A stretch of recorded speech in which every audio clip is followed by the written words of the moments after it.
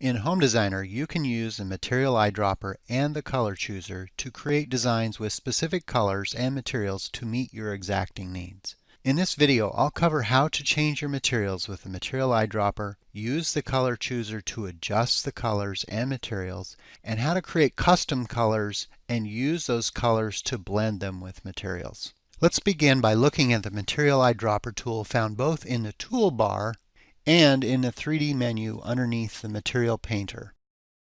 Notice how my cursor has changed to an eyedropper.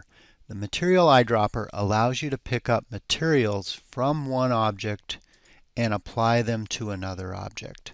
This is a fast way, if you have an existing material, to replicate it onto another object. You will find scoping tools on how this is applied in your lower left-hand menu, by component, by object, by room, by floor, and by plan. And what that means is the component, if you notice the chair actually has a frame and a fabric material. The components are individual. The object is the entire object, which would switch out the material for that particular object that matches.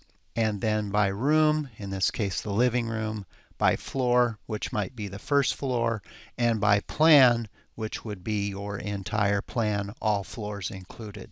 And as a recommendation, if you use the room, floor, or plan, after you're done with that, I recommend you go back and change the setting back to component or object. That way it will allow you to be in that mode the next time you return and you don't accidentally paint a material on another floor you're not aware of.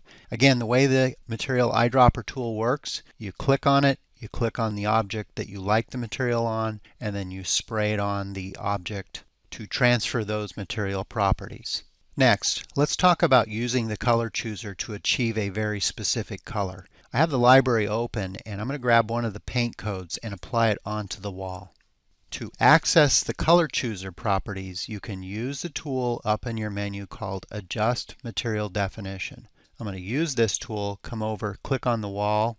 In the Material Definition dialog, you'll see the name of the paint code that was applied and then the specific color with the RGB value that is used to apply to that wall. You can click on that color and access the Color Chooser.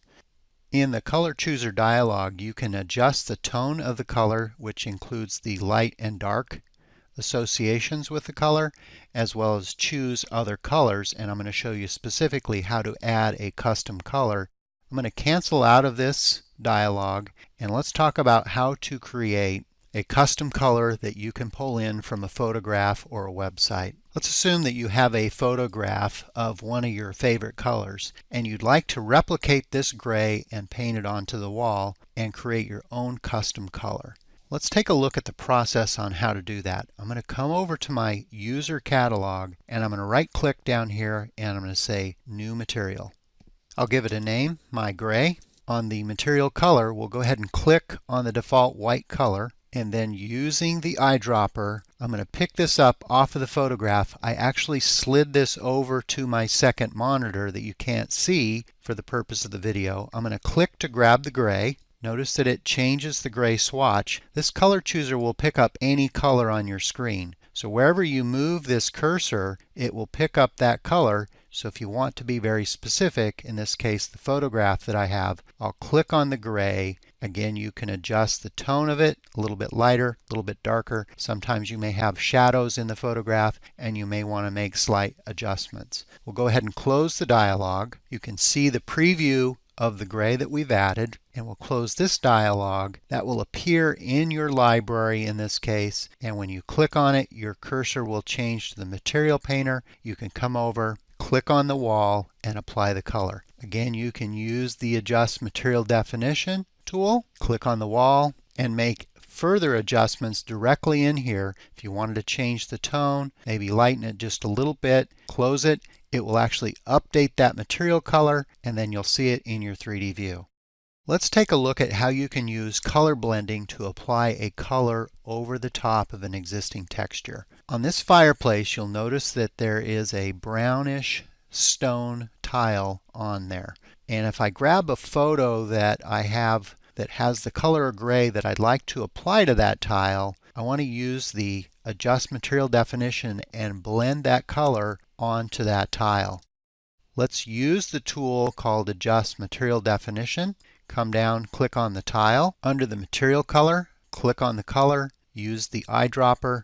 Again, for the purpose of the video, this eyedropper, I'm going to grab that color off of the photo that I have on my other screen. Click, you'll notice that I've captured the gray color down here. Again, if you want to adjust the light and dark tone, you can do that. When you do this off of photos, it is sensitive to light and dark spots that could be created from shadows as well as grains in the tile. Let's close the dialog. You'll be able to see the preview of that gray. And the next thing I need to do is go on to the texture panel and come down and choose Blend with Texture. Once that's selected, you see a preview of the material, and then it's applied when you close the dialog.